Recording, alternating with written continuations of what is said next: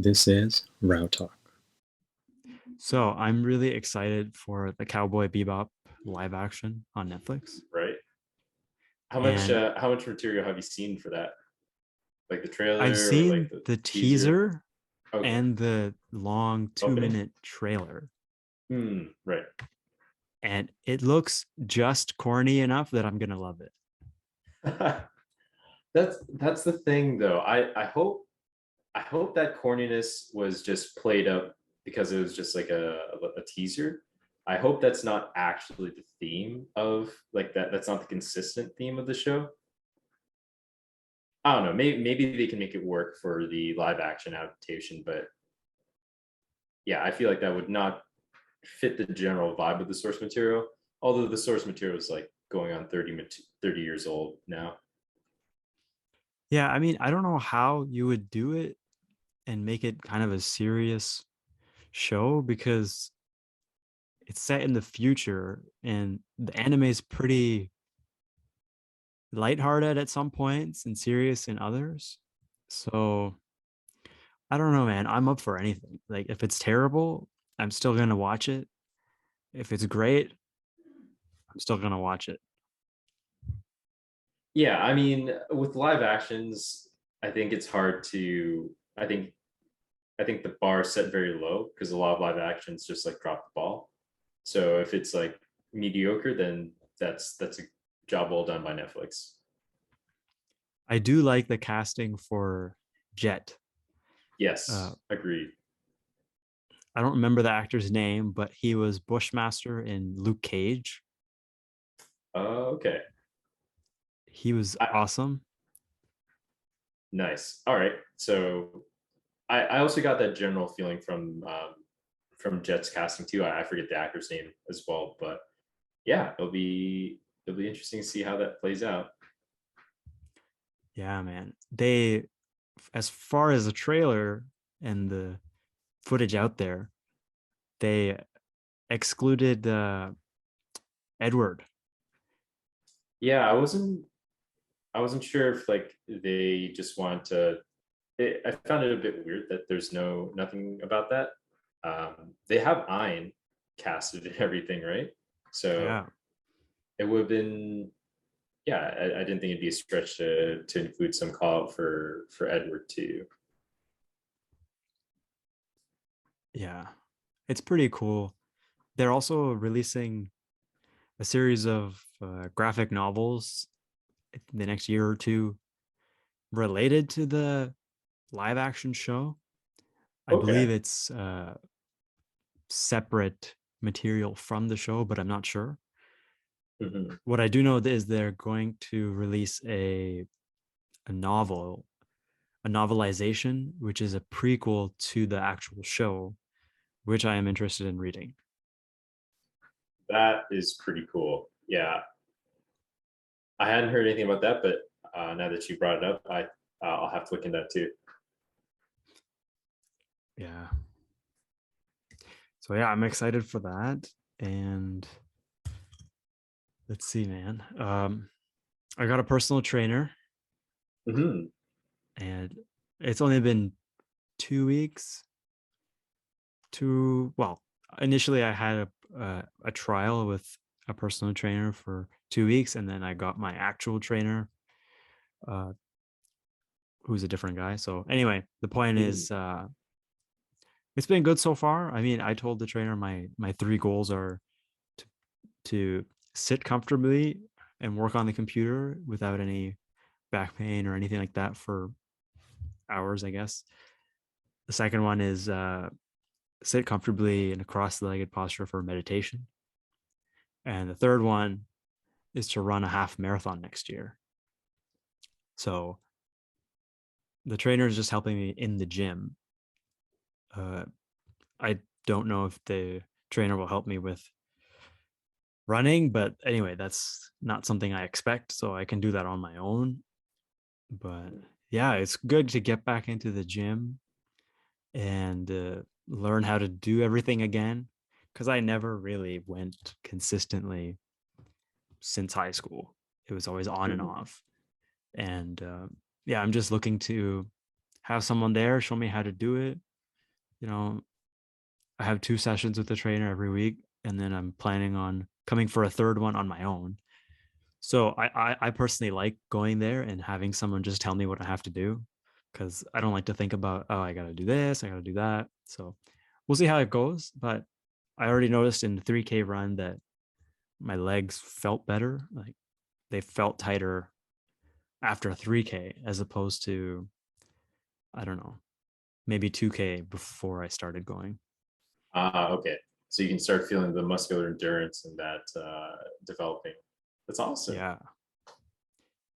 Yeah, man. Cause yeah, one the first trainer I had with for the trial, uh yeah, he said he had a client who runs like 20 or 40K or something like that. And Wow. Okay. I've never run more than 11K, but apparently when you get to 20, you really need the muscular strength to keep going. So I guess Mhm. that's why you go to the gym. Yeah, I hadn't really thought about that before. I kind of just assumed that you just run and then you'll develop the necessary muscles to continue doing so for a long period of time. But once again, higher distances, that kind of makes sense. Gotta be efficient. Yeah. Yeah, because I know if I'm confident I could run a half marathon by by summer next year. The only thing is I want to feel good after, and I don't want to set myself up for injury later on. So I think this is the Mhm. best way to approach it, which is to run and learn how to, you know, do a squat properly. Basically, I arch my back sometimes, so the trainer is always like, no, no, no, you gotta engage the core, don't arch your back. So it's nice to have someone there to tell you what you're doing wrong. Yeah, man. Do you have an idea of which race you'd like to run for next year? My first goal is to just do it on my own Oh, okay. and then race. I mean, race is a whole different thing because I'm still figuring out how to eat and work out because like I don't know, sometimes in the morning, I don't know. It's just like I don't know how to say it. Just like getting into a routine of consistent exercise and eating habits that sustain continual performance. Yeah, it's just like okay, so for example, because I'm going to the gym, the trainer told me, "Oh, you're gonna have to start eating more." So what I do stupidly is I just eat more, and then I get stomach problems because I'm not eating proper. I'm just like stuffing more food at every meal. Mhm. But what I found works better is, I mean, I'm still working on it, but I'm trying to figure out like when is the best time to eat a rice heavy meal and when is the best time to eat a protein heavy meal. Because mixing everything never really works for me. It just gives me stomach problems. But Mhm. Okay. right now, all I'm doing is lunch is more of like carbs heavy, usually curry, rice, vegetables, potatoes, sweet potatoes, all that kind of stuff. And dinner today was three three pan fried eggs and toast. So we'll see how I feel tomorrow. Yeah, that's something I noticed like with more intense drag mode practices, like for dry land or on water. It's like I can't really eat anything super heavy, like within 4 hours or so of the workout. Otherwise, I'd just be like my stomach would be churning. So similarly to you, like I have some nuts or some apples or like light fruits or something like that within that 4 hour period before the actual like the more intense drag mode workout. Um, if it's like a jog or cycle, swim, anything else that I do by myself, like generally I can pace myself better, but you'll probably find that your baseline comfort level will change. Like you may be able to support bigger meals closer to your workout, and that might work. That might be better for your scheduling overall because it's tough to like always have the bigger meals in the earlier portions of the day if you're working on the evening or something like that.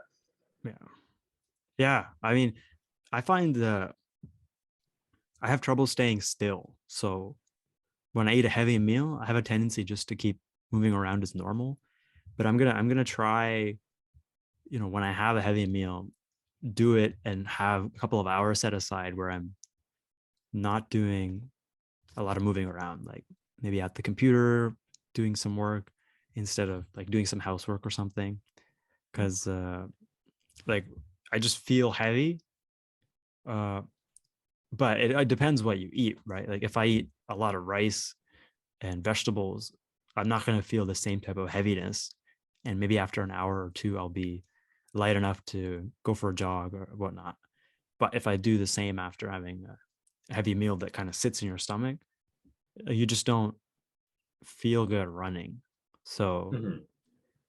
yeah, it's a work in progress. I mean, I never really thought about it that much, but um, yeah, when you start having problems like stomach problems, then you think about it more. Yeah, there's something to be said about like pushing through that's kind of state, like painful, like, oh man, I'm getting like a stomach cramp right now, as you're, you know, just like 2 or 3 kilometers into your jog, and then overcoming it. But that's a different kind of training that you might not want to sign up for. Honestly, plan for it. Yeah, that's mental pushing yourself type of training, um, which is its own thing, But I don't know about you, but whenever I plan out runs, I make sure I can have access to a bathroom nearby. Just I gotta be ready. Yeah, man, you gotta be prepared. Yeah. I'm or for me, I don't actually, I don't know if you're joking or not, but it just makes me run faster. Or Oh yeah, for sure it does. But like the fear of not holding it in is just it's I don't want that in my runs. I mean, professional runners like the ultra marathoners and stuff like that, they poop and pee when they run too. They you know that's a Oh. sign of honor actually in some communities, to poop while you Uh, run. I know, but for me, if I have that feeling, it's it's not solid coming out. That's what I'm saying. Yeah, it's not solid for them either. Uh, I'm not sure if you've seen some photos, but it's some pretty gnarly stuff. But hey, I they mean, can run faster than us, so I will do what whatever. I can so that doesn't happen to me. If and when that's inevitable, I mean, you deal with it then. But for now, I'm not going to try to go out of my way just to make that happen. So what's your run programming like these days? So right now, it's just once a week. So before I started the training, I would go 2 or 3 times a week, 1 or 2 kilometers, just to keep in touch with running. Um, but now I'm gonna start once a week. So usually the training's like in the during the weekdays, maybe Tuesday, Thursday, or Monday, Wednesday, or something like that. Hmm. So after the last day of being in the gym, I'll give a day, and maybe I'll go the day after that. So I don't know. I'm just feeling it out. The last run I had was 3K. It was more of a jog, but it felt good. Um, I'm just gonna see kind of how it comes along. Plus, we're going into winter, so I don't really want to work on pacing during the winter because I'm not sure I could. I don't want to get hurt, and I want to have a good, comfortable warm up routine before I try to go hard in the winter outside. So yeah, I don't really know. I don't really have a plan. Maybe I'm gonna try running once a week. So if I'm going to the gym 3 times a week and running once, maybe up to twice a week. Yeah, that sounds like a fair program without, like, overdoing it, right? Just try and uh, build up a stronger baseline for the endurance, and then see what happens from there. Yeah, I mean, what's your routine these days? In a week, what are you doing? It's a lot tapered back than what I was doing before. Like now it's like 2 virtual practices with the Dragon Boat team, and then so for those it's like one cardio, one strength. Then there's like two like calisthenics based workouts that I do. I try to do one session of yoga and then like one jog. So it's only like 6 workouts per week nowadays. It's tough. I found that it's getting like a bit tougher to motivate.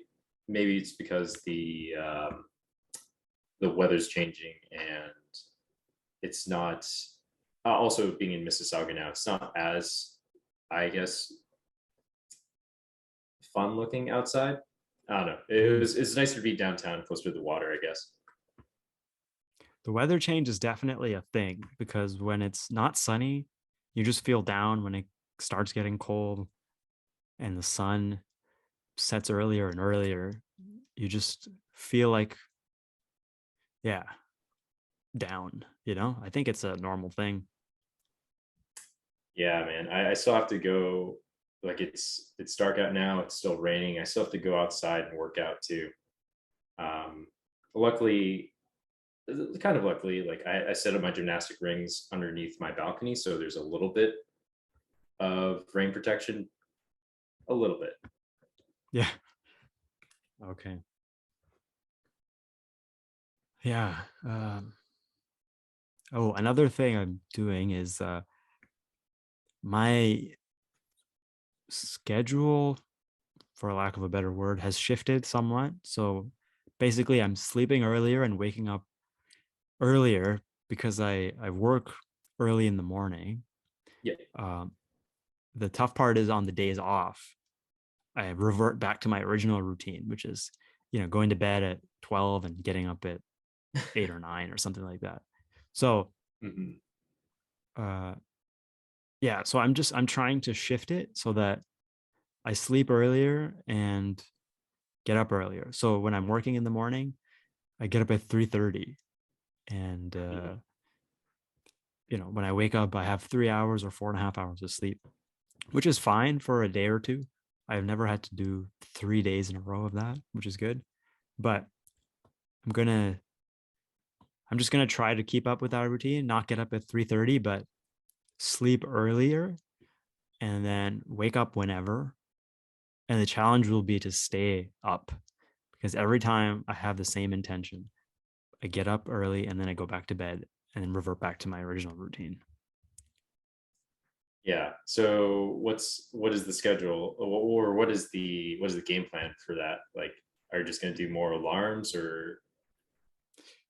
Yeah, it's a good question. So I'm working tomorrow, so that's two early shifts in a row.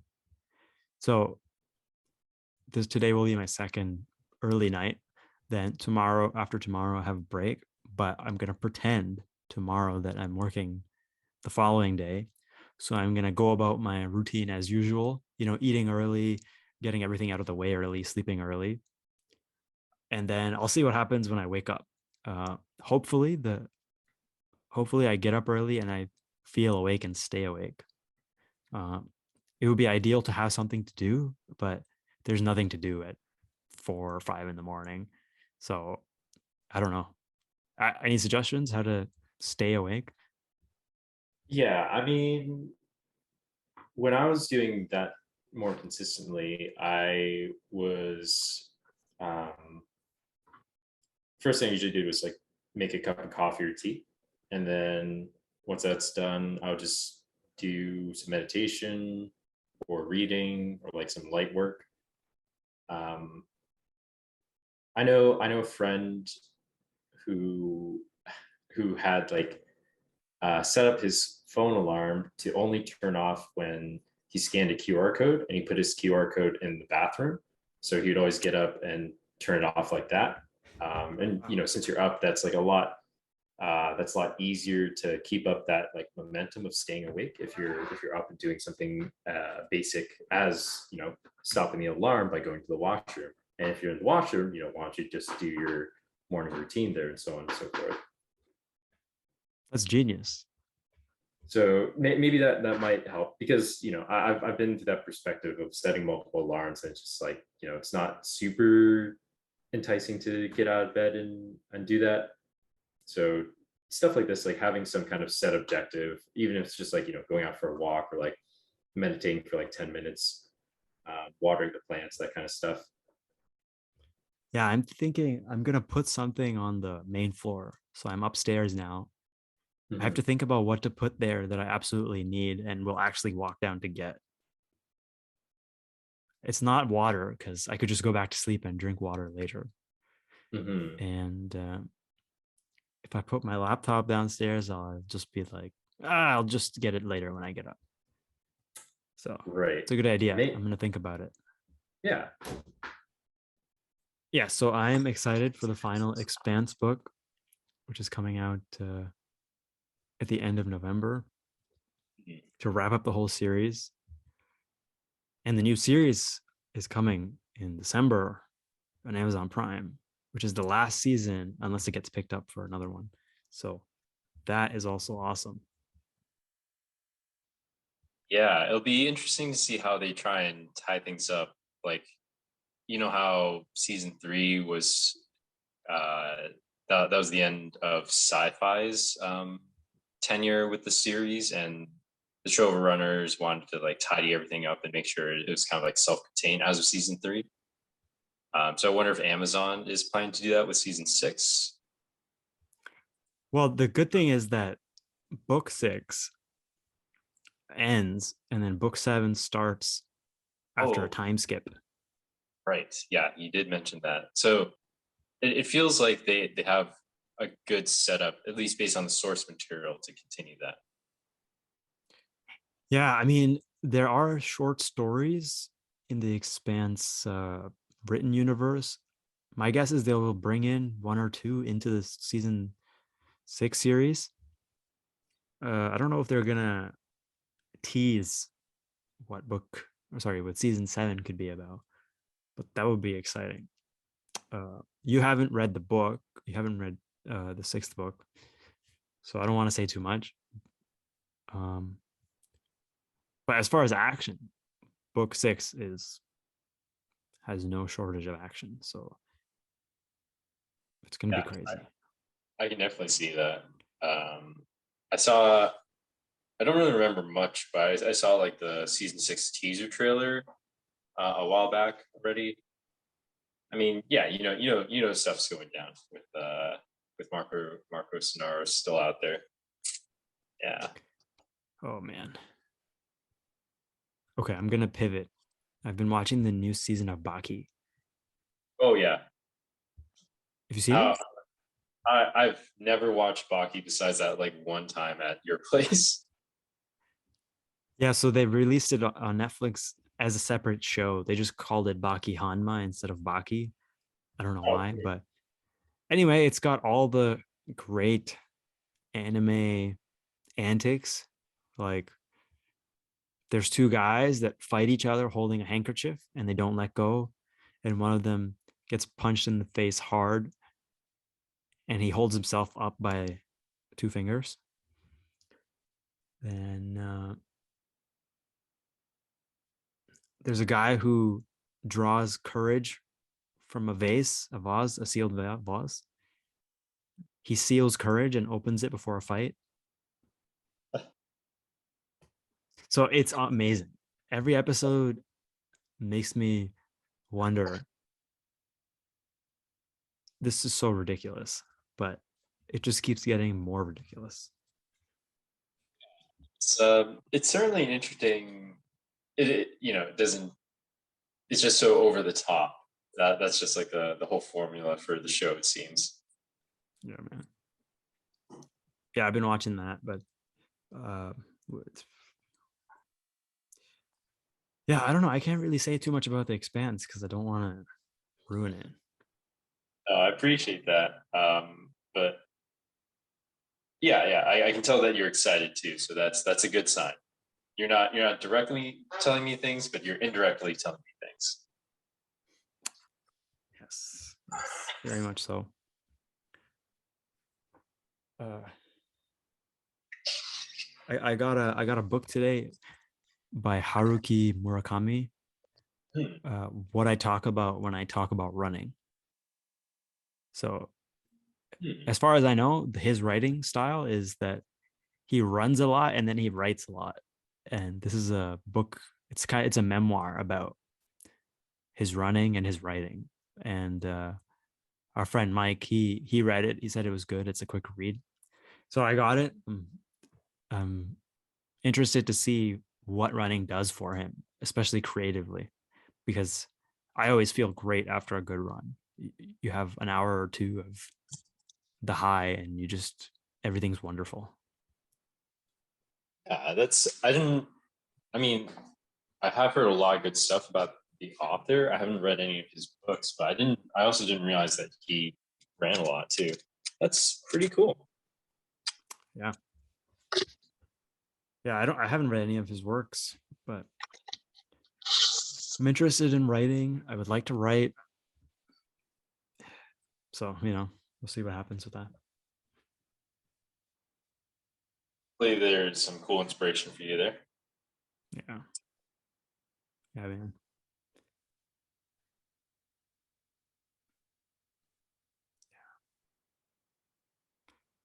The I got the Tao of Wu by the RZA, which I read in high school. Also a memoir from the Wu-Tang Clan. Pretty awesome. Um, and yeah, this graphic novel Doomsday Clock, which is the sequel to Watchmen, if you've heard of that. I read Watchmen a long time ago. Um, yeah, I didn't realize that there was a sequel to that. Cool.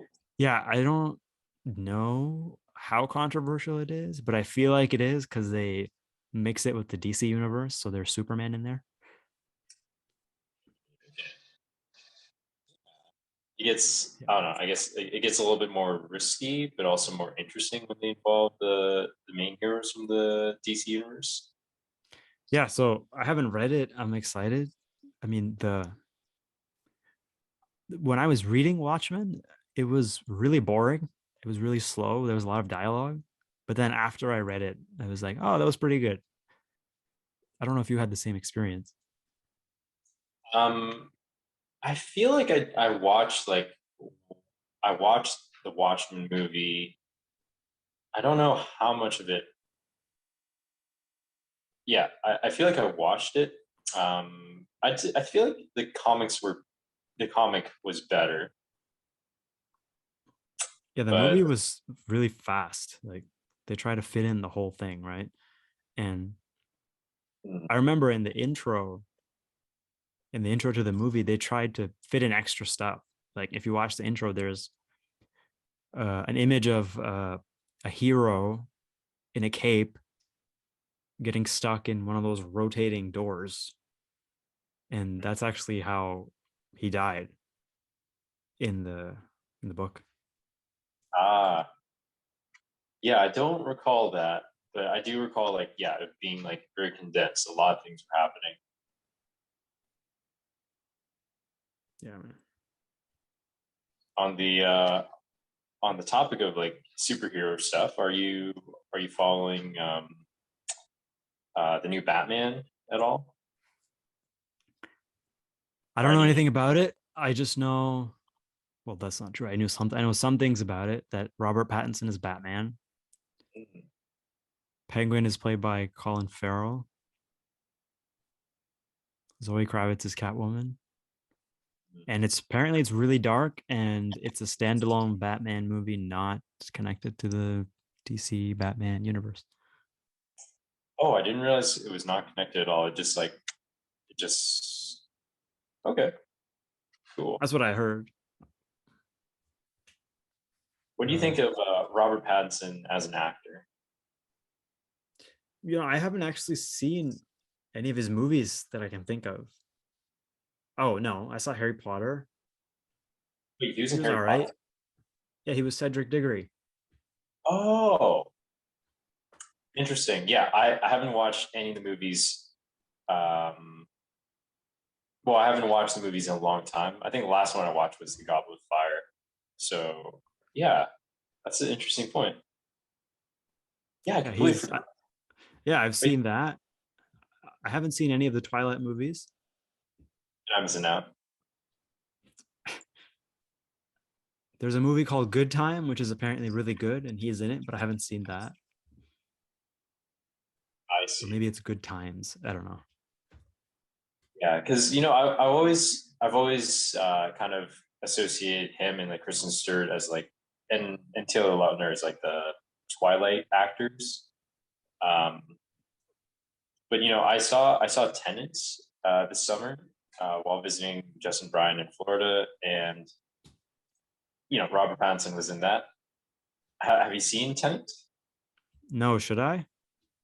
I would recommend it. Yeah, it's not like I don't think it's Christopher Nolan's best film, but it's still a good film, and it definitely bumped my opinion of Robert Pattinson quite a bit.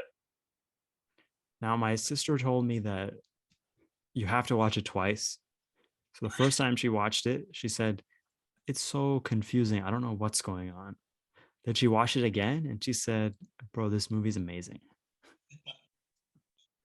Yeah. So I watched it only once, but I watched the equivalent of like an hour and 20 minutes of YouTube videos to explain things about the movie. So it's like I watched the movie 1.5 times in a nutshell. And Oh, okay. yeah, there's a lot of stuff that's hard to pick up as you're in the movie, but once like you start piecing things together or like other people help you piece things together, it gets like, wow, this is some pretty crazy shit. And can't believe no one must have been on some stuff when he thought about the script for this movie. Okay. It- That's good It's enough for me. If it's a mind trip, I will watch it. yeah, definitely. Wow. Oh man, there's something I wanted to talk to you about. So I I have this Python program I've been writing to Mhm. kind of keep track of my books. So I just wrote a program to append or change things from a CSV file, like the book title, author, the shelf, which means reading or to read, etc. Basically, like Goodreads. Yeah, Uh, so yeah, that's all I'm doing. I'm writing and reading from a CSV file. So I'm limited in that I have two fields for author, last name and first name. However, some books have multiple authors, and uh, I don't think I can do it using CSV or it would be complicated. So, I mean, you have a background in data science. So, what is your suggestion? Like, is there some other technology I should learn that I could do that? Like, I don't know much about SQL, but maybe that's something. yeah. I mean, you could do. I'm wondering if you can just do a list. This is more of like an. There's a few ways you could do it, I guess. You could create multiple author fields, Mhm. multiple author columns. Um, you could just put it all as one list. I feel like that would be a little bit messy. I'm kind of leaning towards um, yeah, multiple columns to put in all of the uh, put in all of the authors, and then when it's only like one author, you leave like author fields, 2 through 6 empty and stuff like that. Mhm.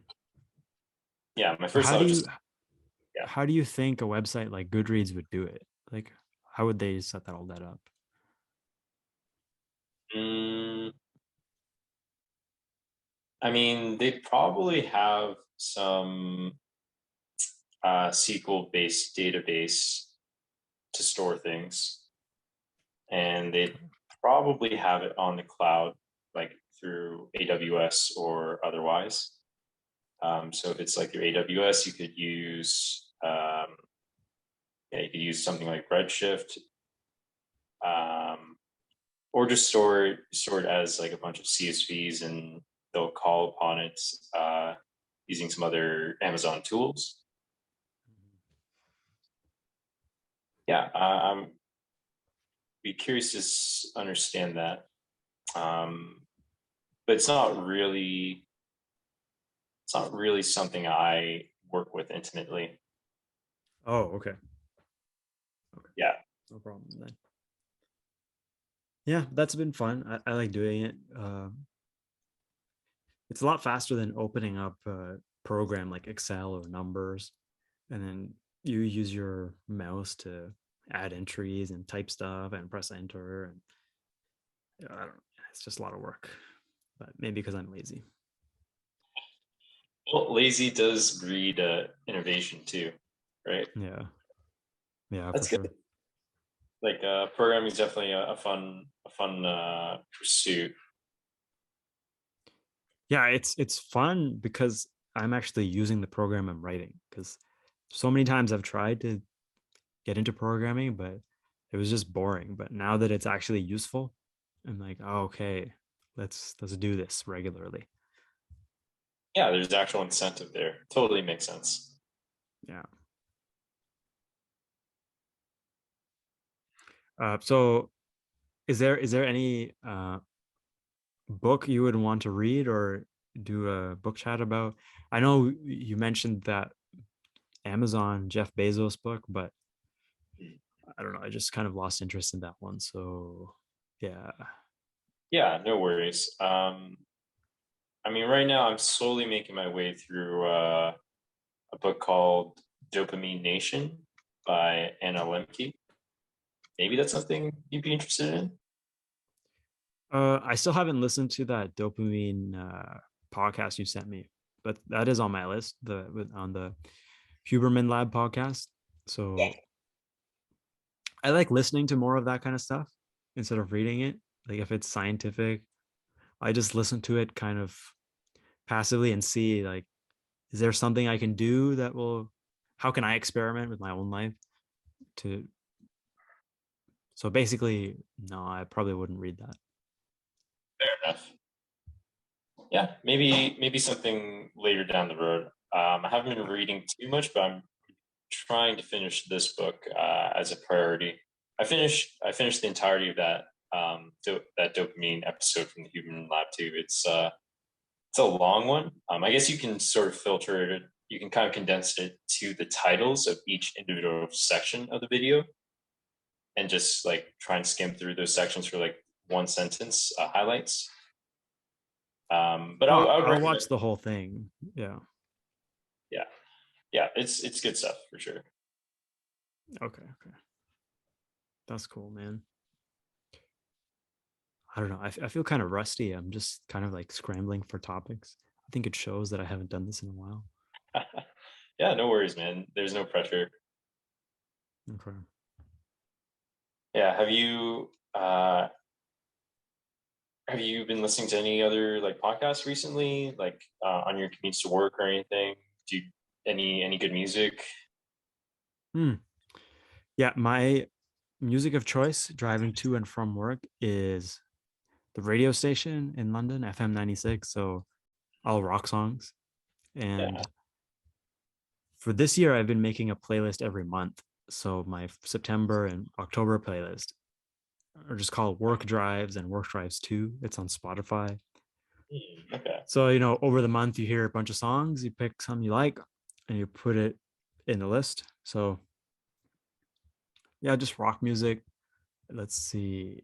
Um, I don't know. It's a mix of stuff, actually. Like, there's a Cage the Elephant song on there, Beastie Boys, mm, The Beaches, and yeah, other random stuff like that. So a good variety of the rock palettes. Yes. Stuff generally to like get you a little bit energized, to get started in the day, right? Yeah, initially, I don't know why I chose it. I think it was kind of arbitrary, but it really helps driving back home from work because I'm really tired.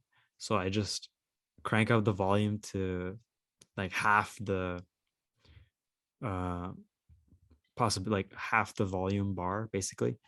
And if I feel sleepy, I can't because I can feel the music in my body. Like it's like aggressive, it's loud. I can't fall asleep. Yeah, that's smart. I remember for long commutes too. I used to do the same thing, or like I just like roll down the windows so that the rushing wind helps wake me up too. Yeah, man. Good strategy. Yeah, but honestly, I love the early morning drives because there's no traffic Hmm. and the drive takes half the time at Traffic. whatever 4:30 in the morning versus 4 o'clock in the evening. It actually takes half the time, which is crazy. So Yeah.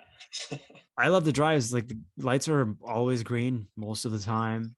You're just cruising along, listening to music. And it's a good 15, 20 minutes of just vibing with yourself. Man, it's kind of like a little bit of a meditative experience too. Like you're just on the road by yourself. He said just enjoying the time. Yeah, that's one thing that reminded me of is so from the time I get up, when I wake up to the time I get to work, I'm the only person I see, except for other drivers or whoever's walking on the road. I don't talk to anybody, so I find that's a great way to start the day.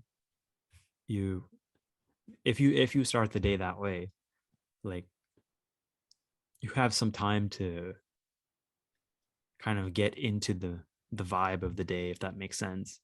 Whereas other times you wake up immediately, you're interacting with family, and it's just like it's not a bad thing, but there is something nice about starting your day alone and getting into the day. I don't know if you've had that kind of experience. That's kind of why I enjoyed like waking up so early in the summer this year. Just like having the time to do the meditation, the journaling, just enjoying a cup of coffee or tea. Really, yeah, it really went a long way. Even Yeah. like when I ran out of like coffee or tea at times, it was just like I just had like a cup of hot water with like creatine in it, and just was drinking that in the morning. So it's like just like a nice, comfortable thing to get started in the well, get started in your day and just go at it like slowly at your own pace. So I'm interested about your coffee slash tea routine. So what I'm doing is I'm trying to finish my coffee by 3 o'clock in the afternoon, Mm. so that because I want to sleep early, I want to be able to fall asleep early. So Yeah. I've I heard on a podcast somewhere that the half life of caffeine is approximately 6 hours on average. Mm. So by 9 o'clock, I'll feel a little tired, or even if I'm not tired, if I try to sleep, I won't stay awake. Experimentally, I think it kind of works. Um, so yeah, I drink 2 or 3 cups of coffee. Two is usually light coffee. Like when I say coffee, sorry, I'm talking about a latte basically. And then I have a strong coffee if I'm working because I'll come back and I'll be tired. But my first cup is usually so basically I have the coffee between 10 and 3. That's what I'm aiming for. Um, so I'm curious how you space it out throughout the day. Yeah, I guess it depends. When I these days I usually have like 1 or 2 cups of coffee. It's typically when I get up, and then sometimes I'll have it sometime before 3. I generally stop having coffee like 3 to 4 for the same reasons that you mentioned. Mm, Um, yeah, yeah. just don't want to stay up too late. Usually stopping like 3 or 4 is good enough for me. Oh, okay. Hmm. So I've heard coffee helps recovery in some sense after workouts, or at least like the pain. Is that true? Do you feel that when you work out and drink coffee? I feel like it um, maybe my baseline intake of caffeine has disabled that trait, but I think it has helped in the past. Um, I used to not really drink coffee except for special occasions, like when I needed to perform well physically. So I did notice that helped taking caffeine when I was not taking caffeine regularly helped a lot. Taking caffeine now when I regularly take it doesn't really do too much. It's just more of like a comfort thing at the moment. Okay, it's interesting. Yeah, But because yeah, I feel like it helps, but I never know if I'm just imagining it or if it's the effect of the caffeine that you just feel better. You know?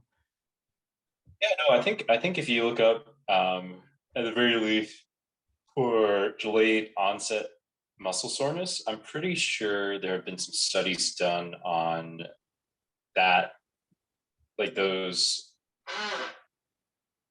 Oh, I'm pretty sure there have been some studies that have correlated like less DOMS intensity with more caffeine intake. Mm, okay. So at least in terms of like anaerobic exercises, that does help. Yeah. That's interesting. It also helps with muscular performance too. Like caffeine's a primary ingredient in like pre-workout consumables. So it's just like you have this like powder that you add to water, and then you just drink that. And it's supposed to energize you for your workout. It has a little bit of sugars and some amino acids, but like the thing that really gets you going really is like the caffeine that's in the pre-workout. Yeah, personally, I can't do coffee or caffeine before like a run or a workout because I have to pee, you know. Oh, I see. So Yeah, if I'm working out or if I'm running, I I do it about 2 hours after I have my last cup of coffee. Or if I'm driving anywhere, if I'm having a long drive, I won't drink coffee within 2 hours unless I'm ready to stop on the road somewhere. yeah. That is a good point, and it's I find that's really interesting because coffee has that like laxative property, and also making you want to pee too. I've heard, like, I know it's a common thing, but and I've experienced that myself too. Like, I'll have a cup of coffee in the morning, and then like, I'll have to go to the washroom within half an hour. But I found that if I have to do something, like if I have to work out or I have to drive somewhere or I have to like get ready to walk to work, I don't actually, that drive to like go to the washroom just isn't there. But if I'm not actively doing anything, then then I want to go to the washroom. It's very, I don't know, it's interesting. Yeah. Because I've never really tested that. I mean, I know personally if I run, like I have run after having a cup of coffee. So if I do it immediately, I'm probably fine. Or I should say this.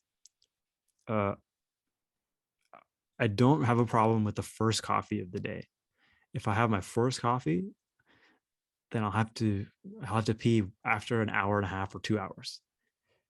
But every additional cup, the duration goes slower and slower. So after a third cup of coffee, I'm peeing every 20 minutes for 2 hours, basically, or like 1 hour, three or four times. I see.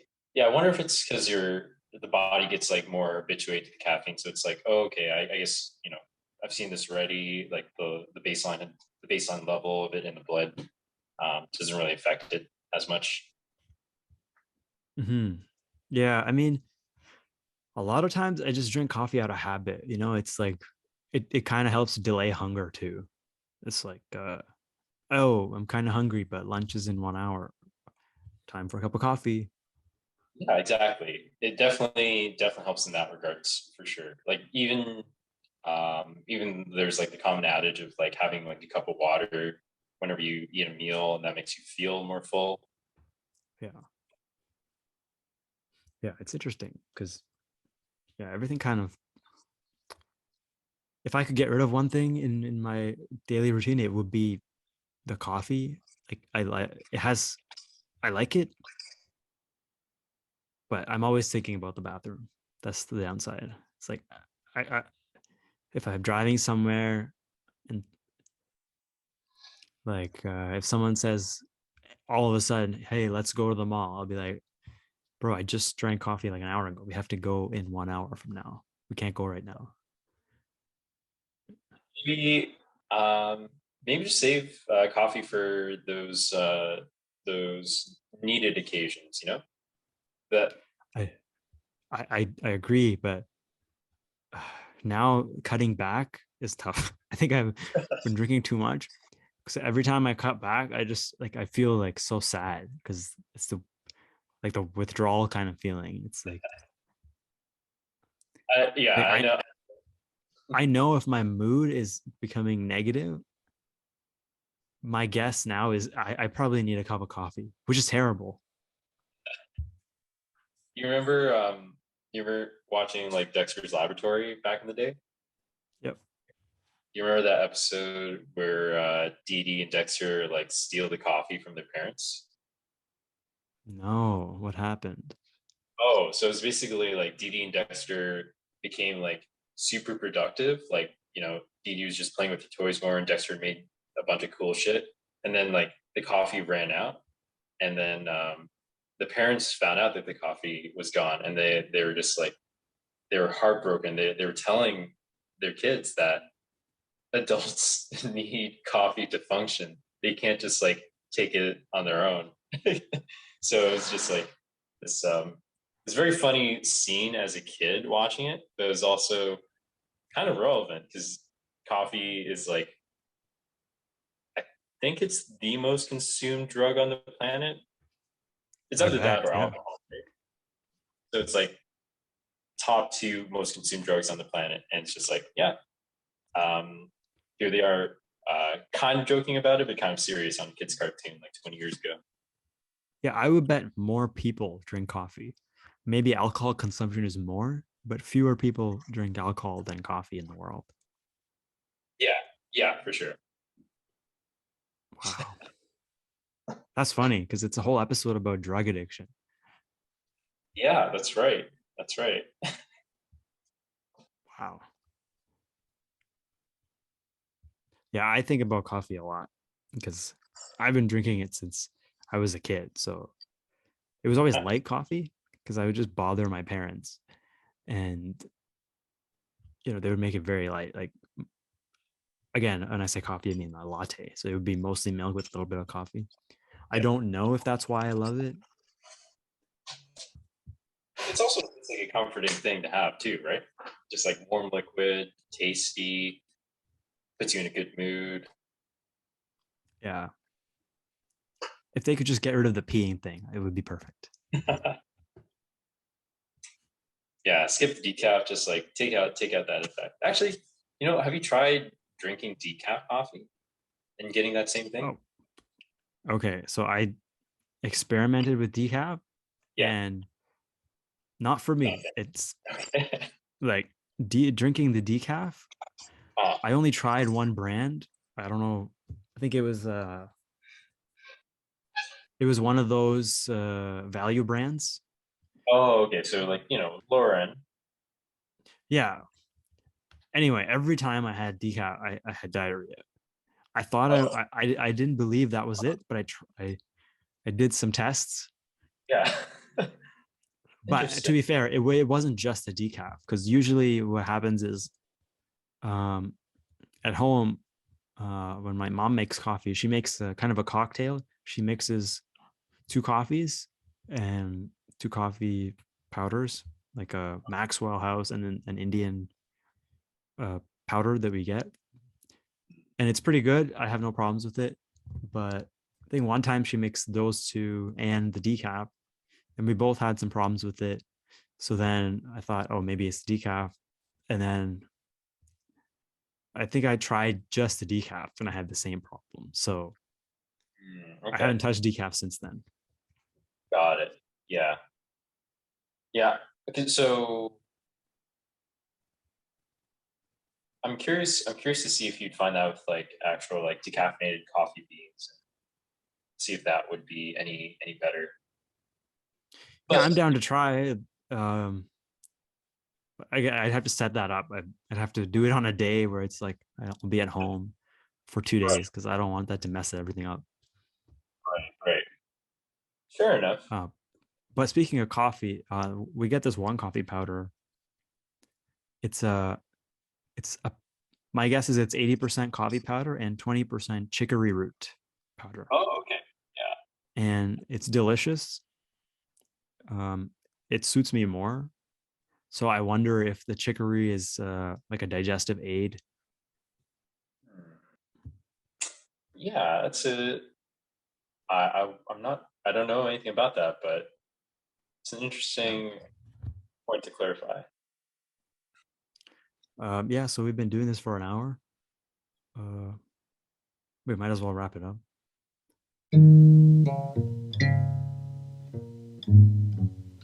This is Row Talk.